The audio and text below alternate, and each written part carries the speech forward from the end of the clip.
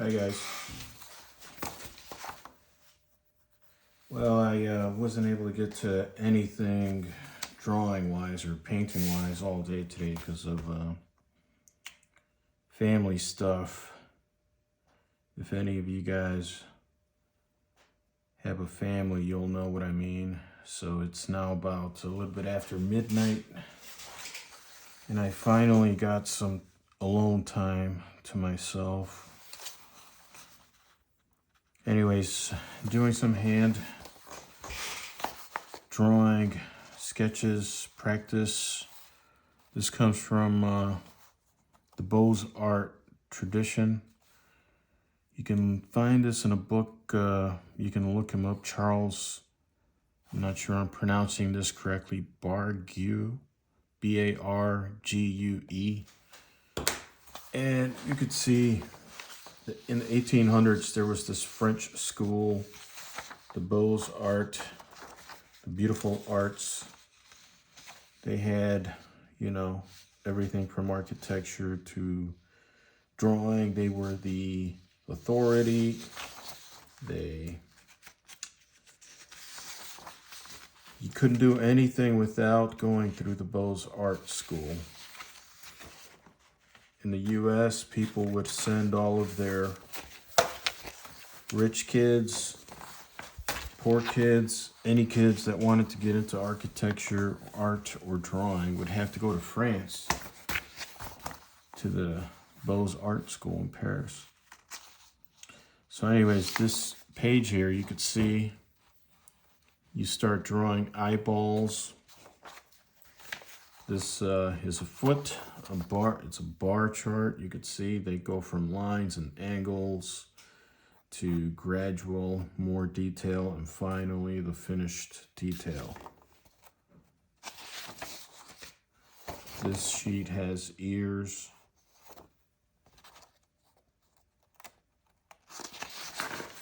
This sheet has a face from the side, the tip of the nose, relationship back to the chin. You kind of see these lines.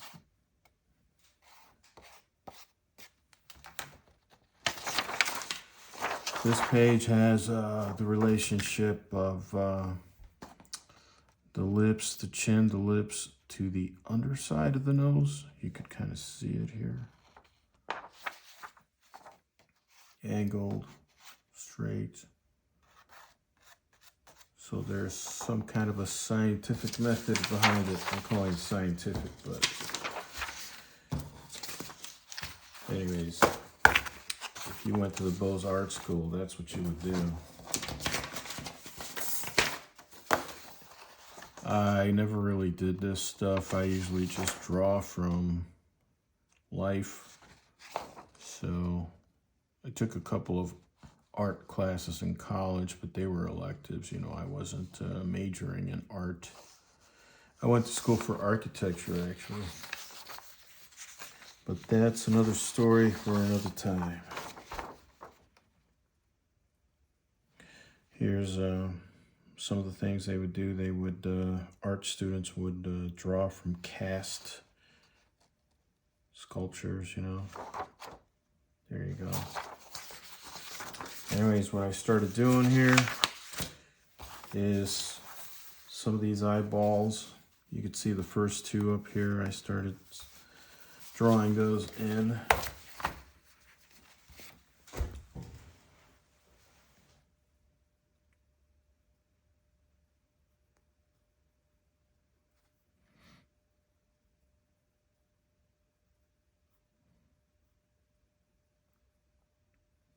You could see how these diagonal lines divide the drawing into 4 quadrants.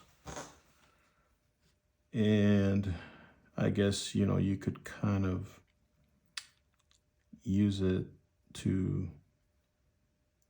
follow along with the drawing and make sure you're copying, because this is where we're just copying. Nothing wrong with copying as long as you learn from it. That's the objective of copying is to draw it and learn from it. If you don't, you gotta have an open mind.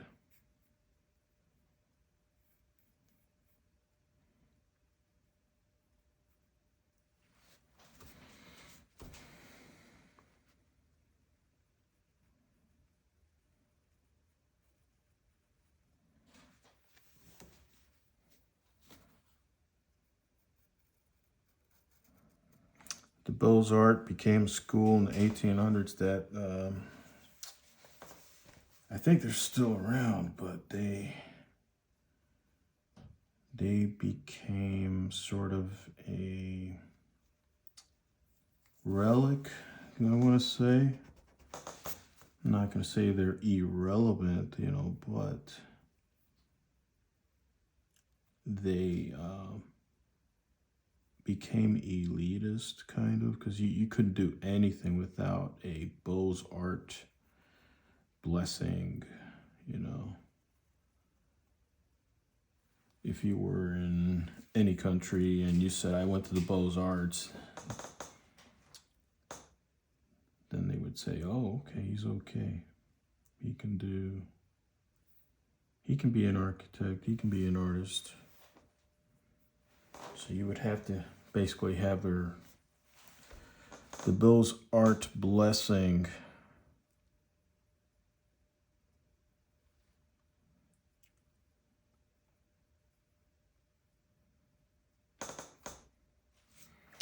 Okay, so I'm going to continue doing this stuff. I don't think any of you guys want to follow along in this long drawing session. I'll show you the updated sketches once I get some more of these little drawings in. Anyways, the objective of doing this stuff is supposedly this helps you with your proportion, your drawing, and it ultimately helps you with your oil paintings. So, okay, good night.